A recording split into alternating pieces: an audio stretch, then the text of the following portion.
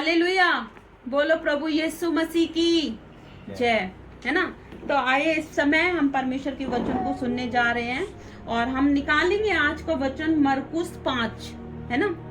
मरकुस 5 अध्याय एक आयत पहली आयत से लेकर 20वीं आयत तक है। और हम में से जो बहन बुलबुल को छोड़कर और जितने लोग हैं हम सब पुराने हैं और हम सब जानते हैं इस वचन को, बहुत ही फैमिलियर है, जाना माना पहचाना वचन है, कोई नया नहीं है। इसलिए हम इसको रीड नहीं करेंगे, लेकिन हम इस स्टोरी को हम ध्यान से सुनेंगे।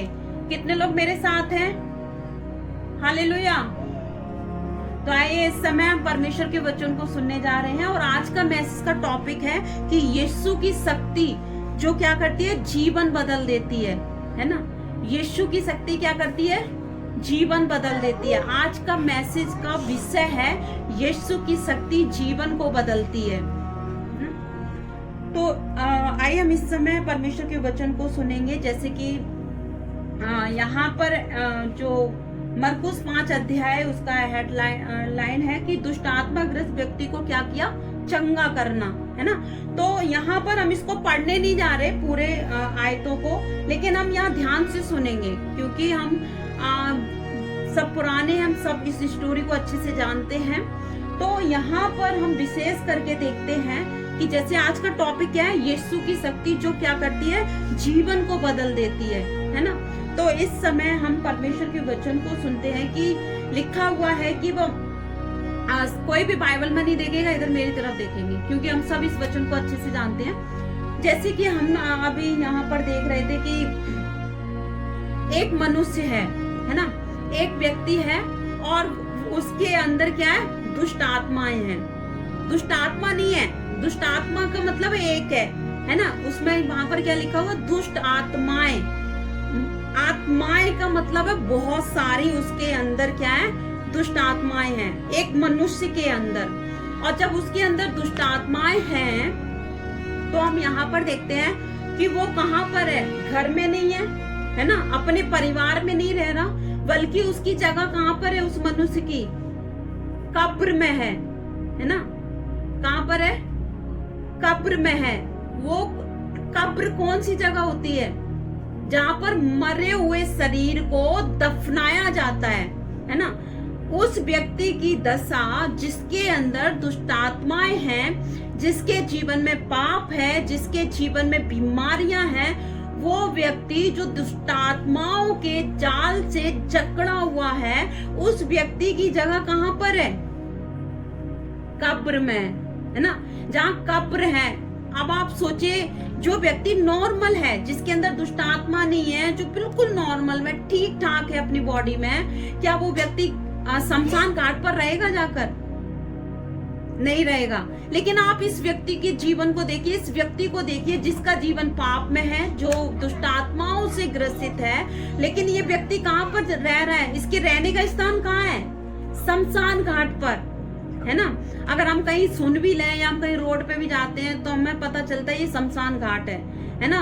तो हम कई बार तो हम उसकी तरफ देखने की भी इच्छा नहीं करेंगे, है ना। और कई बार तो हम ये भी सोचेंगे कि इसके आसपास भी हमारा घर ना हो, है ना। कितने लोग एग्री है ना। तो अब आप यहाँ पर ये देखिए कि जो व्यक्ति जिसके अंदर दुष्ट आत्माएं हैं, वो व्यक्ति का रहने का जो स्थान है ना, जो उसका रहने की जो जगह है, वो कहाँ पर है, शमशान घाट में वो व्यक्ति रह रहा है ना। वो अपने घर में नहीं है। हो सकता है जब वो व्यक्ति है, हो सकता है कि उसकी पत्नी भी हो सकती है, हो सकता है उसके बच्चे भी हो सकता है कि उसके माँ बाप भी हो, है ना। लेकिन अब आप सोचिए कि वो व्यक्ति ना तो अपने माता पिता के साथ रह रहे हैं, ना अपने पत्नी के साथ, ना अपने बच्चों के साथ, ना वो समाज में है ना। लेकिन वो कहाँ पर उसकी जगह है, शमशान घाट में रह रहा है। देखिए आप, एक व्यक्ति जो दुष्ट आत्माओं से भरा हुआ है और लिखा हुआ है वहां पर कि वो व्यक्ति मतलब जब वो कब्रों में रह रहा है ना, तो वहां पर लिखा हुआ है कि सांकलों से और बेड़ियों से और जंजीरों से उसको क्या किया गया, बांधा गया, है ना।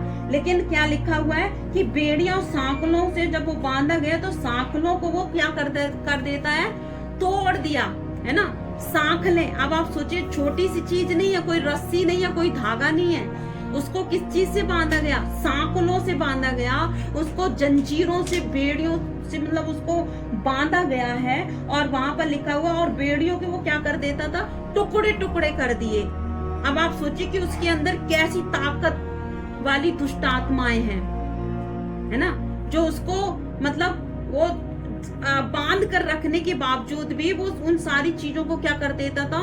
तोड़ देता था, है ना। और लिखा हुआ है कि जब वो तोड़ देता था तो वो कोई भी उसको बस में नहीं कर सकता था, क्योंकि उसके अंदर क्या थी? दुष्ट आत्माएं थी, है ना। इसलिए कोई उसको बस में नहीं कर सकता था। लेकिन हम यहाँ पर क्या देखते हैं, जब ऐसे व्यक्ति के जीवन को जब हम यहाँ पर देखते हैं कि वो व्यक्ति, यहाँ तक कि लिखा हुआ है कि वो लगातार रात दिन वो क्या करता था? कब्रों में और पहाड़ों पे चिल्लाता और पत्थरों से अपने आप को क्या करता था? घायल करता था, क्योंकि उसके अंदर क्या था? दुष्ट आत्माएं थी, है ना। तो वो अपने आप को ही नुकसान पहुंचाता था, है ना। अगर ऐसे ही आज जो लोग मसीह में नहीं है, है ना, और उनके जीवन में, जब वो मसीह में नहीं है तो इसका मतलब क्या है? कि उनके जीवन में पाप है, वो पापों से जकड़े हुए हैं, वो बीमारियों से जकड़े हुए हैं, वो अपने कर्जों में जकड़े हुए हैं, वो तमाम प्रकार की परेशानियों में वो जकड़े हुए हैं, है ना। तो हम यहाँ पर क्या देखते हैं? वो दुष्ट आत्माओं में जकड़े हुए हैं। लेकिन यहाँ पर वो व्यक्ति क्या कर रहा है? अपने आप को घायल कर रहा है। क्यों? क्योंकि उसको अपने शरीर की भी कोई फिक्र नहीं है, इसलिए क्योंकि वो उसके अंदर क्या है? दुष्ट आत्माएं हैं, है ना। आज जो लोग मसीह में नहीं हैं, तो आज उनके जीवन में पाप है, तो क्या उनको फिक्र है अपने बारे में कि मैं अगर अल्कोहल पी रहा हूँ, या मैं दारू हो गई, या मैं सिगरेट हो गई, या तम्बाकू हो गई, इन चीजों का अगर मैं सेवन कर रहा हूँ, क्या उनको पता है ये हमारी बॉडी के लिए हानिकारक है? कई लोगों को पता है, फिर भी वो करते हैं, फिर भी वो ड्रिंक करते हैं, फिर भी वो तंबाकू खाते हैं, है ना, फिर भी वो स्मोकिंग करते हैं। कि उनको पता होने के बावजूद भी क्यों वो ऐसा करते हैं? क्योंकि वो छोड़ नहीं पाते, क्योंकि उनके अंदर क्या है? दुष्ट आत्माओं का कब्जा है ना। और ये व्यक्ति क्या कर रहा है? अपने आप को ही घायल कर रहा है, पत्थरों से मार रहा है ना, जंजीरों को तोड़ देता है। तो वैसे ही आज बहुत से ऐसे लोग हैं जो मसीह में नहीं हैं, वो क्या कर रहे हैं? स्मोकिंग कर रहे हैं, तंबाकू खा रहे हैं, है ना, ड्रिंक कर रहे हैं, और व्यभिचार कर रहे हैं, पाप कर रहे हैं। उनको नहीं पता, उनको पता नहीं है। और लेकिन बहुत से लोगों को पता होने के बावजूद भी, आपको पता है जो लोग सिगरेट खरीद के लाते हैं ना, उस पर पता है आपको लिखा होता है धूम्रपान करना क्या है? हानिकारक है। खरीद के ला रहे हैं, पढ़ रहे हैं, लेकिन फिर भी उसको ले रहे हैं, है ना। इसका मतलब क्या है? वो नॉर्मल व्यक्ति नहीं है, उनके अंदर क्या है? दुष्ट आत्मा का कब्जा है। दुष्ट आत्मा उस व्यक्ति को अपनी कंट्रोल में लिए हुए है। अब आप इस व्यक्ति को देखिए, इसके अंदर दुष्ट आत्माएं हैं, तो वो दुष्ट आत्माएं क्या है? उसको अपने नियंत्रण में रखे हुए हैं, इसलिए उसको एक पागल की स्थिति है उसकी। इसीलिए वो जंजीरों को तोड़ रहा है, सांकलों को तोड़ रहा है, अपने आप को घायल कर रहा है। आज आपने देखा होगा कलीसियाओं में भी कई लोग ऐसे आते हैं जिनको शैतान ने अपना पूरा कब्जा उनके जीवन में कर रखा है ना। हम यीशु बचाता कलीसिया, मैनपुरी की कलीसिया में देख सकते हैं पिछले सालों में कैसे एक व्यक्ति को गांव से उसको लाया गया, ट्रैक्टर पर लाद के कई लोग उसके साथ आए, है ना। और जब लेकर आए उस व्यक्ति को, तो वो व्यक्ति को बांध कर लाए, उसके हाथ पैरों को बांध कर लाए चर्च में। जब चर्च कहाँ पर था? सिटी में था, है ना, जो पुराना चर्च था हॉल में, वहां पर उस व्यक्ति को जब वो लोग लेकर आए तो बांध कर लेकर आए। कह रहे थे कि ये पागल है, इसको भक्तों ने ठीक नहीं कर पाया, इसको इलाज ने ठीक नहीं कर पाया, तो किसी ने बताया, तब उसको चर्च में उसको बांध कर लेकर आए। और गांव के कई सारे लोग, कई उसके रिश्तेदार पूरे ट्रैक्टर में भर कर आए और कहा कि यदि ये व्यक्ति ठीक हो जाएगा तो हम विश्वास करेंगे। और उसको जब लेकर आए, अब आप यकीन नहीं मानोगे, वो व्यक्ति पहले ही दिन प्रभु के दास ने जब वहां पर प्रार्थना की, तो वो उसका पागलपन जो दुष्ट आत्मा ने कर रखा था वो पूरी तरह से ठीक हो गया। और जब उसको लेकर गए तो उसको जकड़ के, उसको जो बांध कर लाए थे, खुला होकर उसको लेकर गए, है ना। तो ये कितना अद्भुत काम है। आज भी परमेश्वर अद्भुत काम करते हैं। तो हम यहाँ पर क्या देखते हैं, और आज भी वो व्यक्ति ठीक है, लेकिन बहुत से ऐसे लोग हैं जो परमेश्वर के पास चंगाई लेने के लिए आते हैं लेकिन उद्धार नहीं पा पाते, है ना। उद्धार पाना बहुत बड़ी बात है, चंगाई पाना बड़ी बात नहीं है। उद्धार का मतलब है कि हम उद्धार पाए हुए लोग हैं, इसलिए हम हर संडे परमेश्वर की हजूरी में बैठते हैं। एवरी डे, हर दिन हम परमेश्वर का वचन पढ़ते हैं, परमेश्वर से हम प्यार करते हैं, इसलिए हम परमेश्वर से जुड़े रहते हैं। हालेलुया। वो है उद्धार पाए हुए लोग। और चंगाई पाने वाले लोग क्या कौन होते हैं? जो एक संडे आए, 2 संडे आए, 1 महीना आए और फिर लौट गए। हालेलुया। तो हम यहाँ पर देखते हैं कि ऐसा व्यक्ति जो कब्रों में रहा करता है और उसको वो अपने आप को घायल कर रहा है ना। पहली आयत से 5वीं आयत तक हम उसकी स्थिति को देख सकते हैं। तो यहाँ पर हम पहला पॉइंट ये देखते हैं कि शैतान क्या करता है? मनुष्य को नष्ट करता है ना। क्या है पहला पॉइंट? शैतान क्या करता है? मनुष्य को नष्ट करता है ना। आपने पढ़ा होगा यूहन्ना की किताब में कि चोर क्या करने आता है? चोरी करने, घात करने और नष्ट करने। 3 चीजें शैतान हमारे जीवन में करता है। क्या क्या करता है?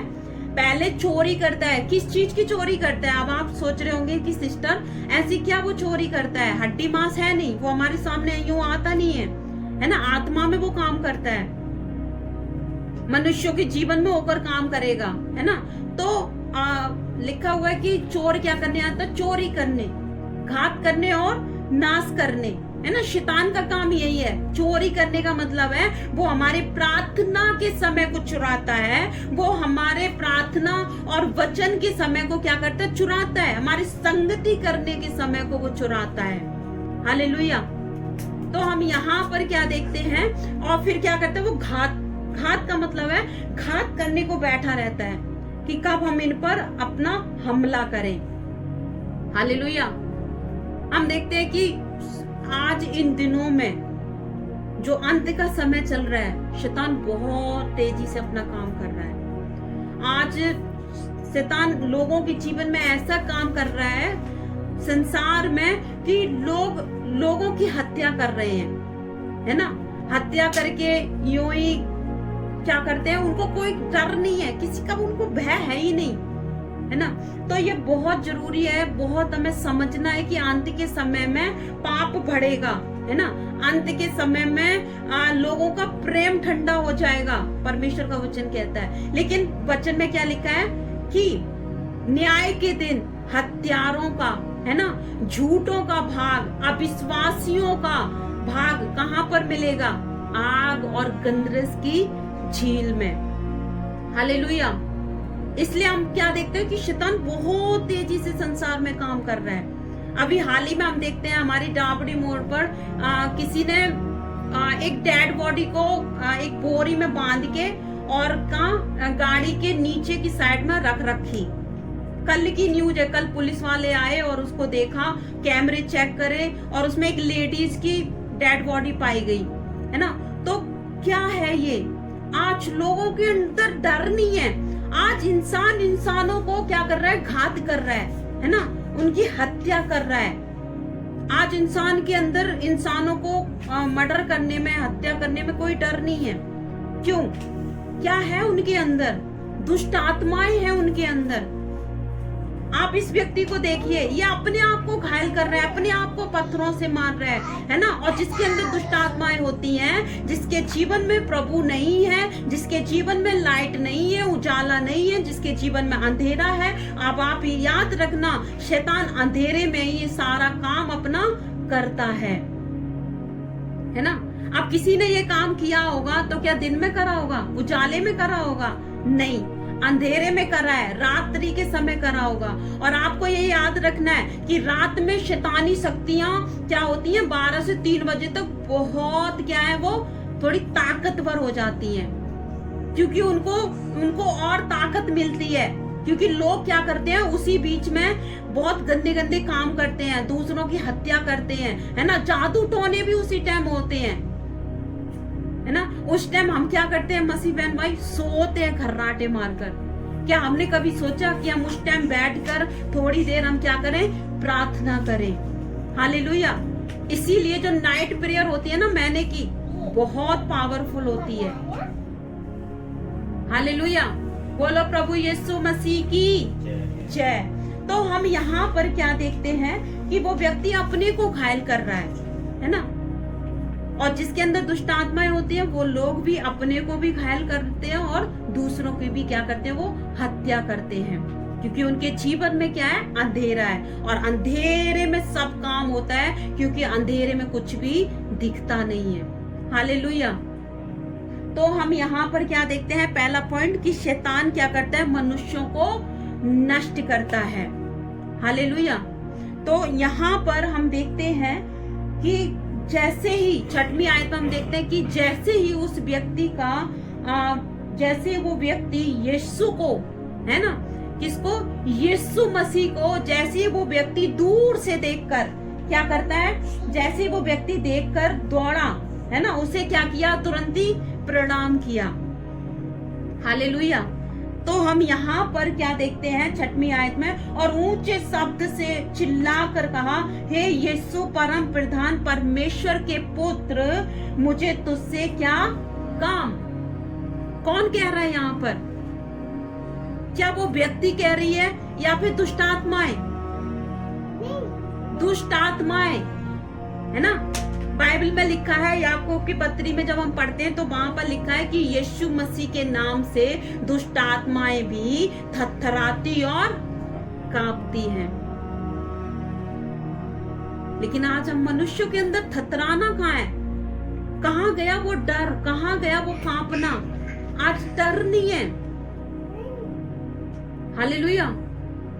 कहीं ना कहीं दुष्ट आत्माएं अगर लोगों के जीवन में या हमारे जीवन में काम कर रही हैं, तो कहीं ना कहीं क्या है, हमने उनको क्या है, उनके लिए दरवाजा खोला हुआ है। हालेलुया। तो यहाँ पर हम देखते हैं कि वो दुष्ट आत्मा तुरंत, जैसे उन्होंने देखा यीशु आ गए, तो उन्होंने तुरंत जाकर क्या किया, दंडवत किया, है ना, प्रणाम किया, और क्या कहने लगी, हे परम प्रधान परमेश्वर के पुत्र, मुझे आपसे क्या काम। क्योंकि दुष्ट आत्माओं का परमेश्वर से कोई काम नहीं है। हालेलुया।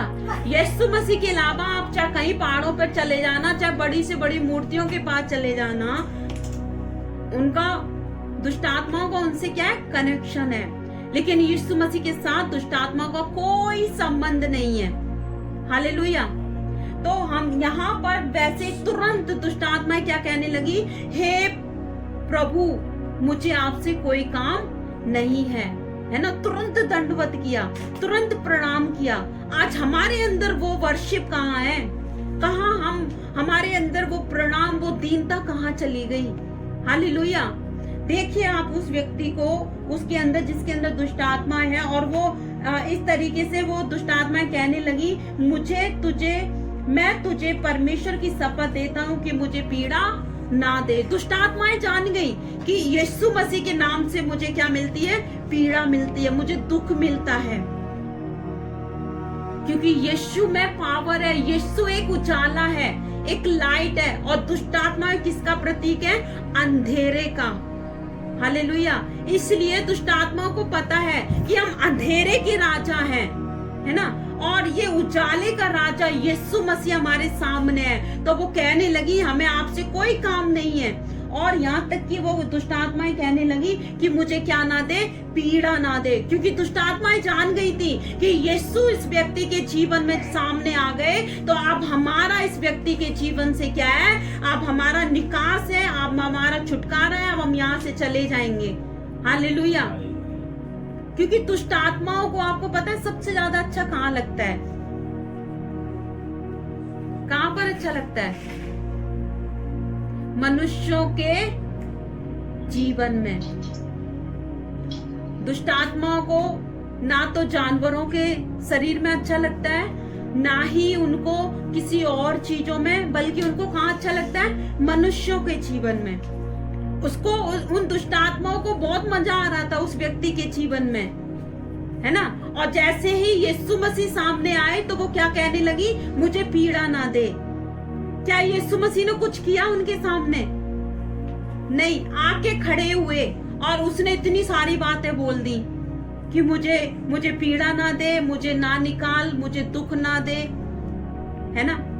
कितनी बड़ी बात है, कितना बड़ी पावर है हमारे यीशु के साथ और हमारे जीवन में। हालेलुया। दूसरा पॉइंट हम छठवीं आयत से हम दूसरा पॉइंट यहाँ पर देखते हैं कि यीशु के सामने हर शक्ति झुकती है। दूसरा पॉइंट क्या है? यीशु के सामने हर शक्ति, हर पावर क्या है? झुकती है ना। यहाँ पर हम क्या देखते हैं कि जैसे यीशु मसीह आकर खड़े हुए वो दुष्ट आत्माएं झुकी, है ना।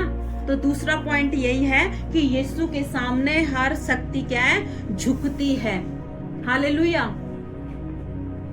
और हम यहाँ पर देखते हैं कि 8वीं आयत में कि उसने उससे कहा था, हे अशुद्ध आत्मा इस मनुष्य में से निकल आ। बस यीशु ने कुछ भी नहीं किया। वहां पर उस व्यक्ति को आजाद करने के लिए दुष्ट आत्माओं से यीशु मसीह ने कोई भी तंत्र विद्या नहीं की, कुछ नहीं किया। उन्होंने सिर्फ एक अधिकारी के समान अधिकार दिया और क्या कहा? इस मनुष्य में से निकला। हालेलुया। हम कौन है? यीशु में हम कौन है? अधिकारी है, क्योंकि हमारा पिता कौन है? अधिकारी है। और अधिकारी जो हमारा पिता है, उसकी संतान, उसके बच्चे भी कैसे होते हैं? अधिकारी होते हैं। हालेलुया। यहाँ पर यीशु मसीह ने अधिकार के साथ क्या कहा? हे दुष्ट आत्मा इस मनुष्य में से निकला। आज हमारा और आपका अधिकार है कि बीमारियों से कहे मेरे जीवन से, इसके जीवन से यीशु मसीह के नाम से क्या हो? निकल जा। हालेलुया। बहन बुलबुल अपने बेटे से कह सकते हैं, अपने बेटे के जीवन से उन दुष्ट आत्मा जो उस बेटे को बर्बाद कर रही है, उस दुष्ट आत्माओं से बहन बुलबुल कह सकती हैं, अपने बेटे के जीवन से कह सकती हैं कि दुष्ट आत्माएं, है ना, जो भी दौड़े की आत्मा है, जो भी इसके जीवन को बर्बाद करने वाली आत्माएं हैं, हम यीशु मसीह के नाम में हम हुक्म देते हैं, मेरे बेटे के जीवन से निकला। हालेलुया। तो क्या है? हो जाएगा। अब आप देखिए, जैसे यीशु मसीह ने कहा, वो व्यक्ति क्या हो गया? स्वतंत्र हो गया। हालेलुया। बोलो प्रभु यीशु मसीह की जय। हम यहाँ पर क्या देखते हैं?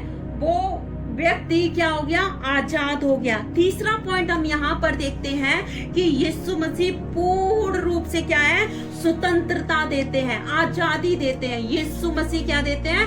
आजादी देते हैं। हालेलुया। और यहाँ पर वो दुष्ट आत्माएं निकल गई और वो व्यक्ति क्या है? पूरी तौर से ठीक हो गया, है ना। और यीशु ने कुछ नहीं, बस इतना पूछा, तेरा नाम क्या है? तो उन्होंने क्या बताया? मेरा नाम क्या है? सेना है। सेना का मतलब आपको पता है क्या है? बहुत सारी है ना। इसीलिए इफिसियों 6:10 में जब हम पढ़ते हैं हथियारों के बारे में, तो वहां पर क्यों पौलुस ने वहां पर जो इफिसियों की किताब है वो जेल में लिखी पौलुस ने, है ना। और जब जेल में लिखी तो क्यों पौलुस ने वो एग्जाम्पल लिया? इफिसियों 6:10 से लेकर 7वीं आयत तक क्यों वो एग्जाम्पल लिया? क्यों वो आत्मिक हथियार वहां पर पौलुस ने बताए परमेश्वर की आत्मा के द्वारा? क्योंकि उस समय रोमी साम्राज्य था और रोमी साम्राज्य के जो सेना लोग हैं वो एक विशेष प्रकार की उनकी वर्दी होती थी, उनके उनका पहनने का जो वर्दी अलग तरीके की होती थी, है ना। उनकी वर्दी पर, उनके सीने पर एक पटुका होता था, है ना, जो वो, और उनके हाथों में एक शील्ड होती थी, ताकि दुश्मन सामने वाला जैसे हमला करे वो शील्ड क्या है उनको उस व्यक्ति को बचाता था। हालेलुया, है ना। बहन बुलबुल अपना माइक है ना थोड़ा अनम्यूट कर लें, म्यूट कर लें उसको, है ना। तो यहाँ पर हम देखते हैं कि कैसे जिसके अंदर दुष्ट आत्मा है वो क्या कह रही यीशु मसीह से कि हम कौन है? सेना है। मतलब एक नहीं है, दो नहीं है, तीन नहीं है, मतलब हो सकते हैं 2-3 हजारों का एक ग्रुप है ना।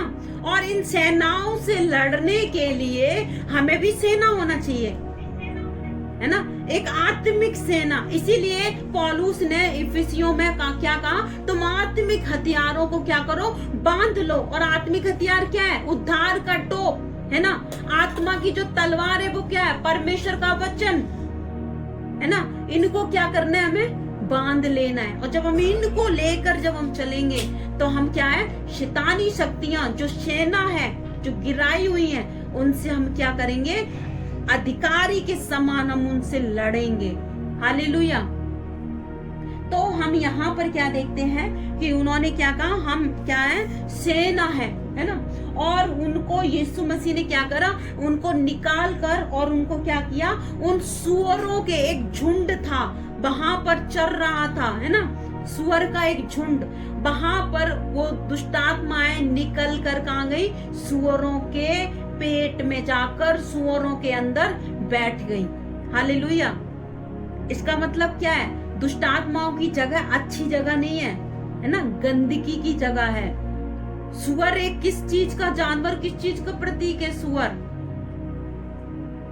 पहला तो वो एक गंदगी का प्रतीक है ना, गंदगी खाता है। दूसरा वो एक पेटू भी है, क्योंकि इतना पेटू है कि उसको अच्छा बुरा नहीं दिखता, है ना। और जानवर हैं वो ऐसे नहीं है, लेकिन सुअर क्या करता है, गंदगी को खाता है, क्योंकि वो क्या है, पेटू है ना।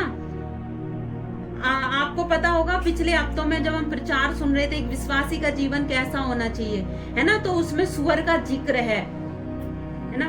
तो यहाँ पर हम देखते हैं कि उन दुष्ट आत्माओं को कहाँ भेज दिया, सुअरों के झुंड में। जो एक चरवाहा अपने सुअरों को क्या कर रहा था, चरा रहा था वहां पर। और जैसी वो सुअरों के झुंड में गई, वो दुष्ट आत्माएं और वो सुअर क्या है, अपने में काबू नहीं हो पाए, और वो सारे सुअर क्या हुआ, उस करारे पे वहां पर लिखा झपट कर वो कहां पर गिरे, जाके पानी में जाकर डूब मरे।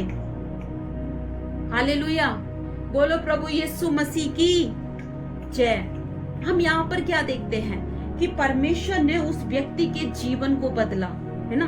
तीसरा पॉइंट हम क्या देखते हैं, यीशु जीवन को बदलते हैं, है ना। यीशु क्या करते हैं, चौथा पॉइंट, तीसरा पॉइंट क्या था, यीशु आजादी देते हैं, है ना। चौथा पॉइंट है कि यीशु मसीह जीवन को बदल देते हैं। कैसे उस व्यक्ति का परमेश्वर ने जीवन को बदल दिया, है ना। तो हम यहाँ पर देखते हैं कि जैसे ही उस व्यक्ति को प्रभु यीशु मसीह चंगाई देने के लिए आ रहे थे, उनकी एक प्लानिंग थी कि वहां पर एक शमशान घाट पर एक व्यक्ति है जो दुष्ट आत्माओं से ग्रसित है, मुझे उसको क्या करना है, ठीक करना है, उसको उद्धार देना, उसको चंगा करना है, उसका जीवन बदलना है ना।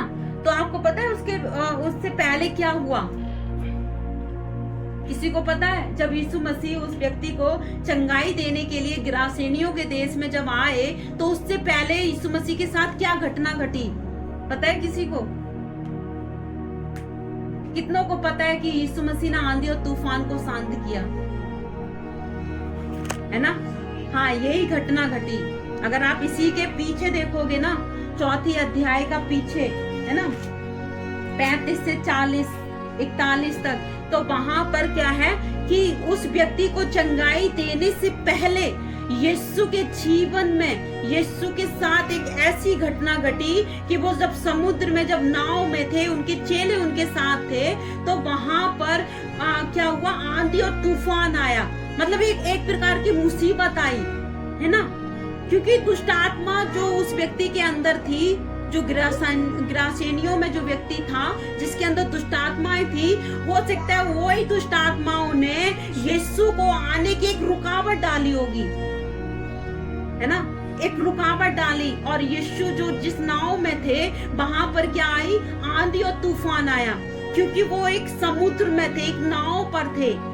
तो आप सोचिए कि वहां पर ऐसी क्या मुसीबत आ सकती है। तो वहां पर हो सकता है दुष्ट आत्माओं ने उनको, आपको पता है कि दुष्ट आत्माओं को पता चल जाता है कि जब यीशु मसीह चंगाई देने के लिए होते हैं, या आपको पता है जब हमारे घर में हाउस मीटिंग होने के लिए होती है, या हम कोई प्रार्थना, एक विशेष प्रार्थना रखवाते हैं, तो दुष्ट आत्मा को पता चल जाता है आज इस घर का उद्धार होने वाला है है ना।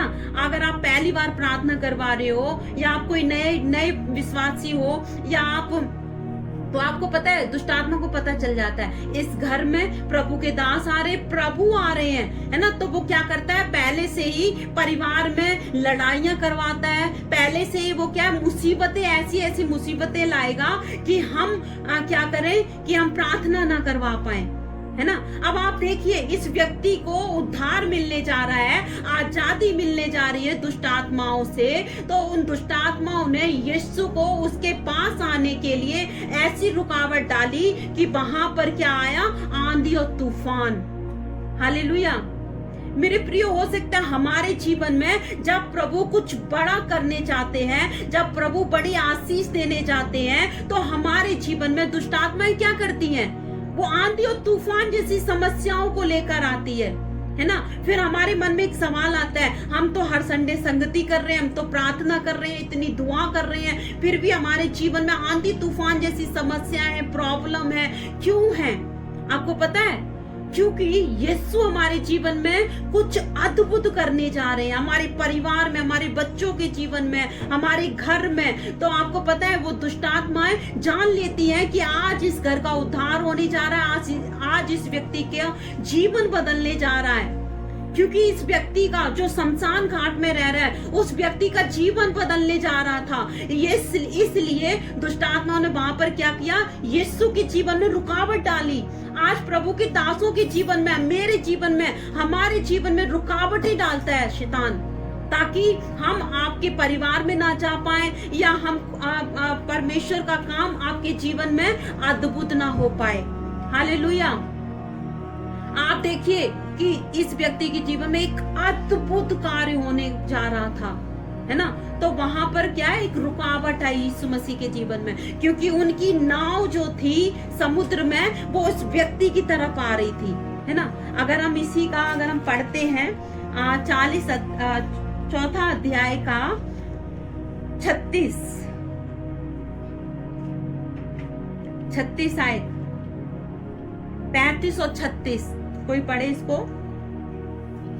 उसी दिन जब शाम हुई तो उसने चेलों से कहा, आओ हम पार चलें। और वे भीड़ को छोड़कर जैसा वह था वैसा ही उसे नाव पर साथ ले चले, और उसके साथ और भी नावें थीं।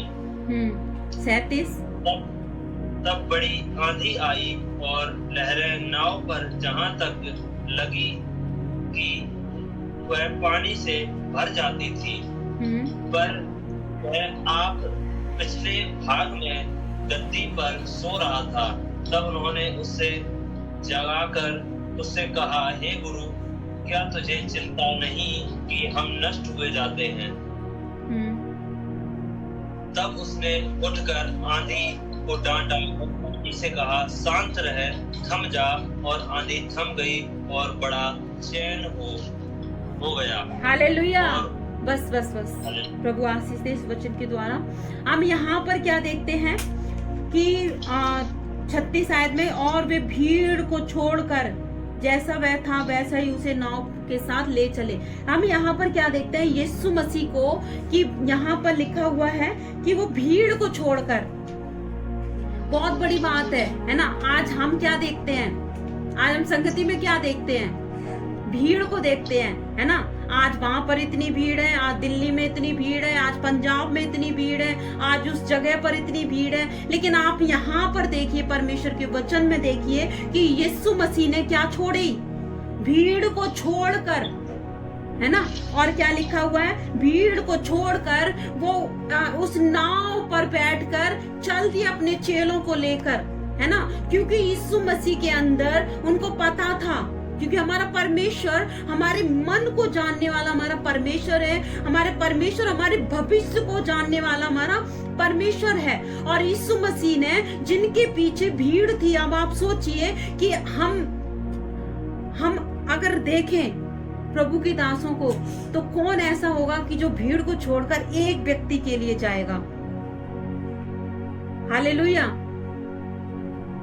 लेकिन आप देखिए यहाँ पर कि यीशु मसीह ने वहां पर लिखा हुआ है कि भीड़ को छोड़कर, है ना, वो एक व्यक्ति जो शमशान घाट पर रह रहा है, प्रभु ने क्या कहा? प्रभु ने क्या कहा? मैं खोए हुओं को ढूंढने के लिए आया हूं। हालेलुया। अब आप इस स्टोरी को भी जानते होंगे, जक्खई को, है ना। भीड़ यीशु के पीछे थी, कितनी भीड़ थी, लेकिन उस भीड़ में से कौन निकल कर आया? जक्खई। प्रभु यीशु मसीह की सेवकाई में आपने देखा होगा, उनका फोकस भीड़ पर कभी नहीं था। उनका फोकस कहां पर था? खोए हुए लोगों पर। हालेलुया। आज हमारा और आपका फोकस कहां होना चाहिए? जो लोग कहां पर हैं? जो खोए हुए हैं, जो पापों में हैं, है ना। यहाँ पर हम देखते हैं कि कितनी बड़ी बात है। अगर आज यहाँ पर यीशु मसीह की जगह अगर कोई प्रभु के दास होते, है ना, या कोई और भी, या मैं होती, तो हम भीड़ को कैसे छोड़ देते? और आप यहाँ पर देखिए कि भीड़ को छोड़कर यीशु मसीह उस एक व्यक्ति जो शमशान घाट पर रह रहा है, उस व्यक्ति को परमेश्वर चंगाई देने के लिए उस व्यक्ति की तरफ उन्होंने अपना क्या है, मुख कर लिया। हालेलुया। आज हम देखते हैं बड़ी बड़ी कलीसियाओं में, बड़ी बड़ी सभाओं में, है ना, हजारों की भीड़, लाखों की भीड़, 10,000 की भीड़ होती है। क्या उसमें सारे व्यक्ति स्वर्ग के राज्य के लिए तैयार हैं? नहीं है। अब आप यहाँ पर देखिए कि कैसे यीशु मसीह ने भीड़ को छोड़ दिया उस एक व्यक्ति को बदलने के लिए। हालेलुया। आज हमारे और आपके जीवन में परमेश्वर भीड़ को नहीं, बल्कि परमेश्वर उस व्यक्ति को देखते हैं जो व्यक्ति शैतान से जकड़ा हुआ है, जो व्यक्ति दुष्ट आत्माओं से जकड़ा हुआ है, जो व्यक्ति अपनी समस्याओं में जकड़ा हुआ है, जो व्यक्ति पापों में जकड़ा हुआ है। हालेलुया। आज हम देखते हैं कलीसियाओं में बहुत भीड़ होती है ना, हजारों 10,000 की। क्या 10,000 में अगर 1000 लोग भी बीमार हैं, क्या हजारों को प्रॉपर चंगाई मिलती है? नहीं मिलती है ना। उन्हीं को चंगाई मिलती है जो उनका विश्वास परमेश्वर पर अच्छा होता है। हालेलुया। हम यहाँ पर देख रहे हैं कि कैसे यीशु मसीह ने भीड़ को छोड़कर और उन्होंने उस ग्रासेनियों की तरफ अपने नाव को उन्होंने उधर की तरफ मोड़ा, और जैसे ही मोड़ा वैसे ही आंधी और तूफान आया। मतलब दुष्टात्माएं जान गई थी कि यीशु मसीह आज इस व्यक्ति के जीवन में उद्धार देने जा रहे हैं, इसलिए उन दुष्टात्माओं ने वहां पर क्या करा? रुकावट डाली। दुष्टात्माएं आज हमारे जीवन में क्या करती हैं? रुकावटें डालती हैं और कुछ नहीं कर पाएंगे, है ना। क्या यीशु मसीह को दुष्टात्माओं ने रोक लिया? नहीं रोक पाया। सिर्फ रुकावट डाली, आंधी और तूफान कर दिया, ताकि यीशु मसीह की जो नाव है वो दूसरी तरफ मुड़ जाए, वो इस व्यक्ति की तरफ ना जा पाए। हालेलुया। लेकिन क्या ऐसा हुआ? नहीं। वहां पर यीशु मसीह ने खड़े होकर अधिकार के साथ क्या किया? आंधी और तूफान को थामा। हालेलुया। हम भी अधिकारी हैं। हमारा अधिकार सिर्फ इतना नहीं है कि हम दुष्ट आत्माओं को डांटे या उनको हम निकालें। हमारा अधिकार है कि हम अपनी उन बुरी परिस्थितियों को, उन बुरी तमाम प्रकार के कर्जों को, श्रापों को, उन तमाम प्रकार की उन पापों को डांटने का परमेश्वर ने हमें अधिकार दिया है। हम एक अधिकारी हैं। अब आप देखिए यहाँ पर भी यीशु मसीह ने क्या किया?